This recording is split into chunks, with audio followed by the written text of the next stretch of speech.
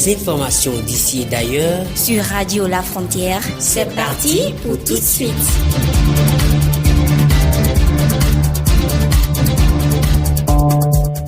Radio La Frontière, le journal.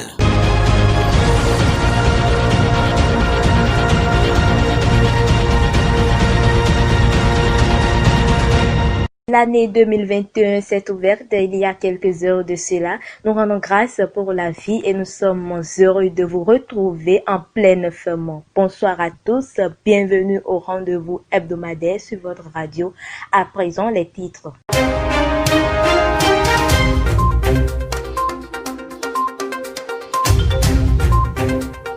Au Bénin, le chef de l'État, Patrice Talon, a fait son discours sur l'état de la nation à l'Assemblée nationale.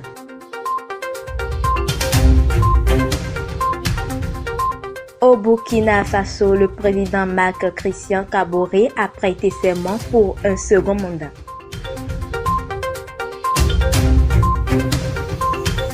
Et puis au Cameroun, on note au moins 37 morts dans un accident de bus. Plus de détails dans ce journal.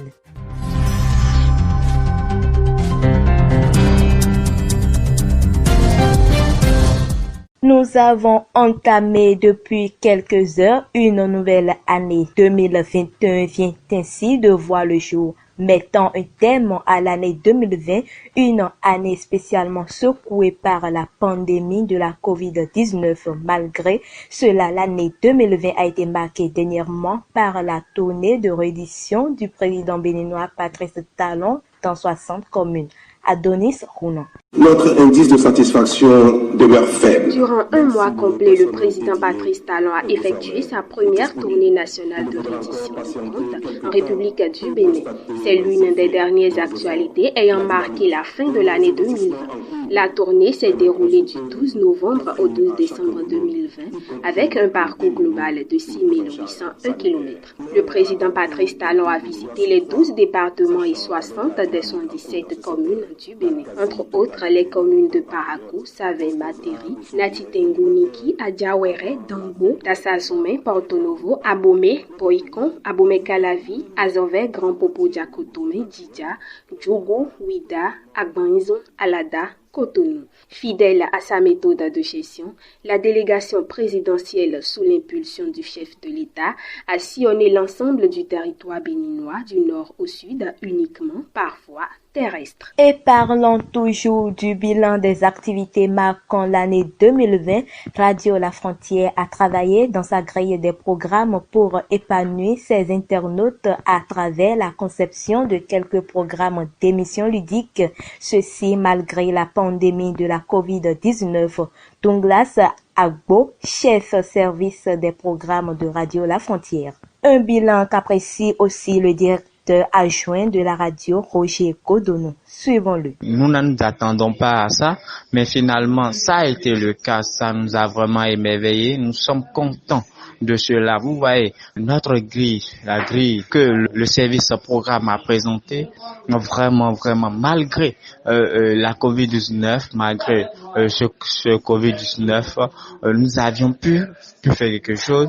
Et ce n'est pas tout. Nous allons prier le Seigneur de nous prêter vie et de nous accompagner tout au long de ce parcours, de ce chemin. Radio La Frontière a élargi son cercle de partenariat durant l'année 2020. Cette œuvre s'attendra davantage au cours de cette nouvelle année 2021.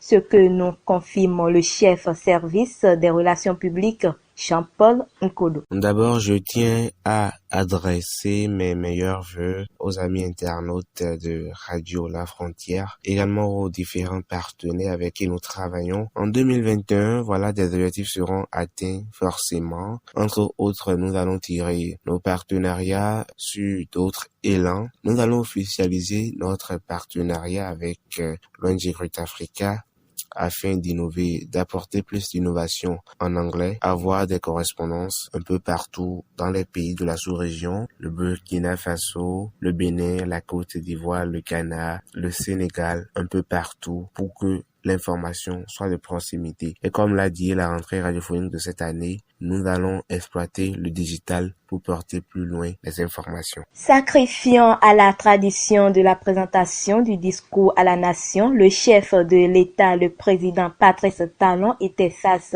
à la représentation nationale ce mardi 29 décembre 2020 pour l'ultime exercice pour le compte de ce premier quinquennat.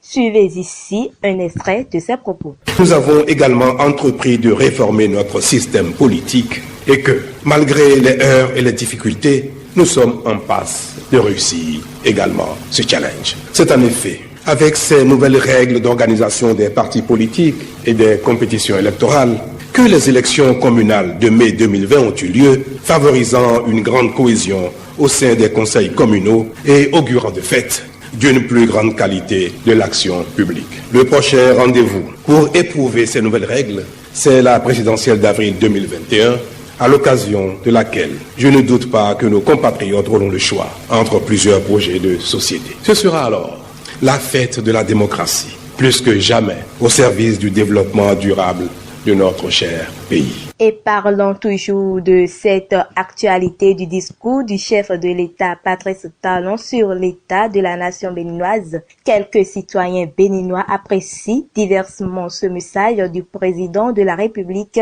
relative aux actions entreprises. Qui ramène la balle à terre, il cherche à créer par exemple des emplois pour la jeunesse, il cherche à innover dans certaines choses, dans la justice. C'est ce que j'ai comme perspective pour lui. Sinon, franchement parlant, beaucoup de personnes souffrent. Les gens ont perdu leur emploi et tout cela, c'est des fardeaux qui sont dans leur cœur qui les amènent à dire beaucoup de choses sur lui. Et Dieu lui tient compte de ça. Donc moi, je voudrais, pour finir, pour vous dire simplement qu'il craigne Dieu davantage. Le chef de l'État a peint un tableau très reluisant et je crois qu'il n'est pas au même diapason que les Béninois, défenseurs des droits humains, que nous sommes en voyant le code du numérique avec les dispositions revues. Pourtant, quand on voit le code pénal aujourd'hui en vigueur dans notre pays, quand on voit les différentes injonctions de la Cour africaine des droits de l'homme et des peuples, quand on voit aujourd'hui ce qui pointe à l'horizon, quand on flaire la présidentielle de 2021, malgré tout ce que le président de la République a dit comme gage de transparence et de pluralité pour 2021, il y a de quoi être sur sa faim. Pendant les périodes de fête, il est observé un essai de consommation de boissons. Les femmes ne sont pas en marge de ce débit de consommation. Le constat est clair chez Elawa Mamara, présidente de l'association Élite Atakora.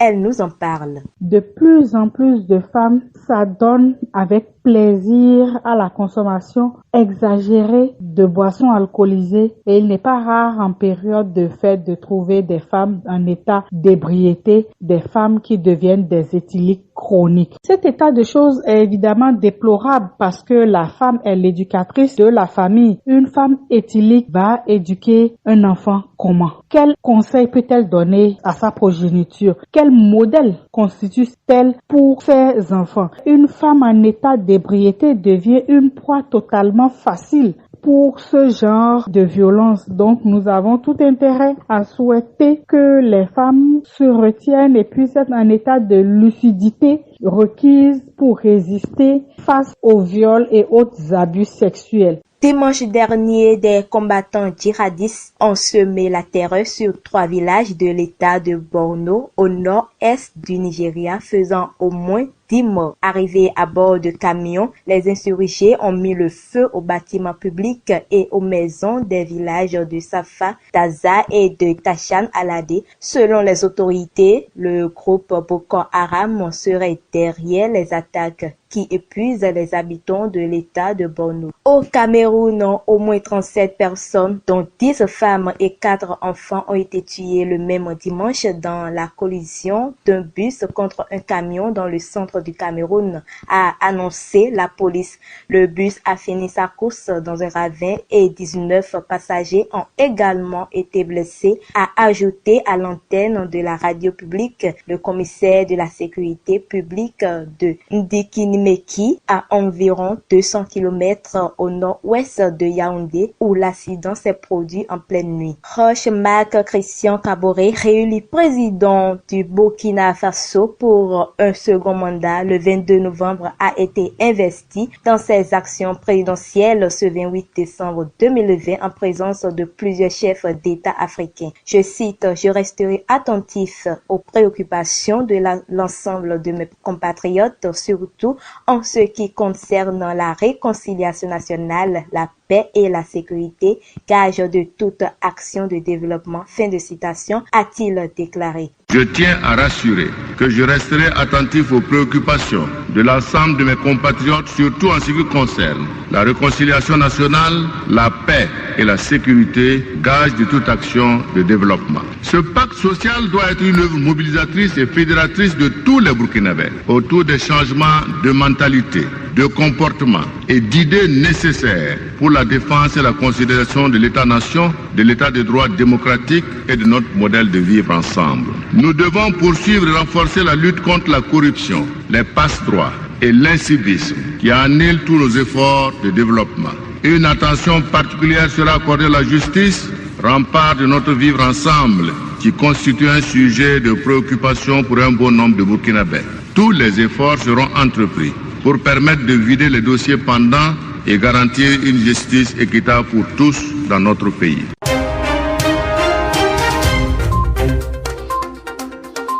Et c'est la fin de cette édition hebdomadaire. Toute l'équipe de Emmanuel Atiogede vous remercie de l'avoir suivi. À la présentation, Alessandra Gitrino. Bonne année à tous.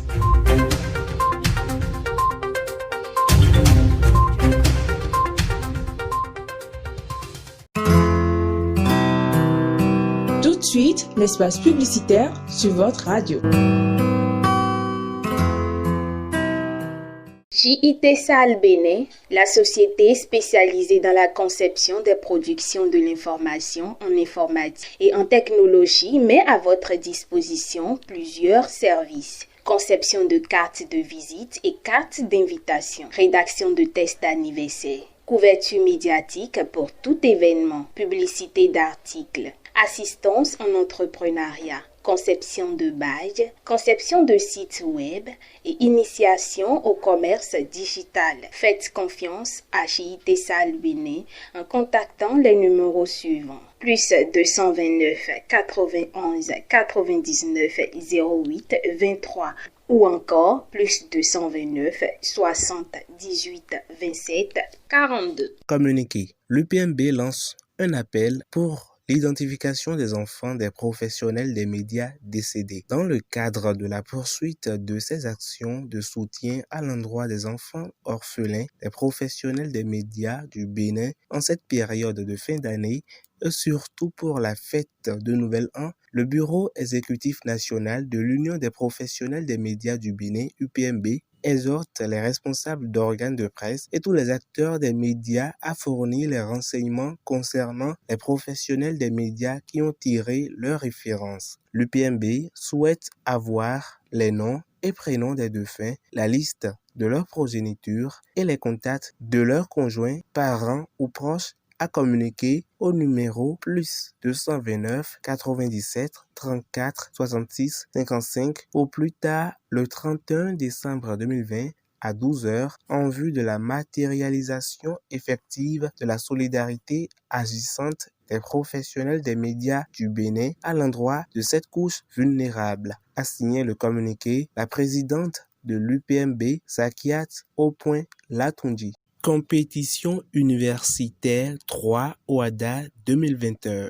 Gagner une chance de représenter le Bénin au concours international Génie en herbe OADA à N'Djamena au Tchad en juin prochain, avec un mois minimum de stage à Paris. La compétition est exclusivement réservée aux étudiants de toute nationalité inscrits et résidant au Bénin. Pour ne rien rater de l'actualité de ce concours, écrivez à ce numéro via WhatsApp plus 229 61 28 00 73.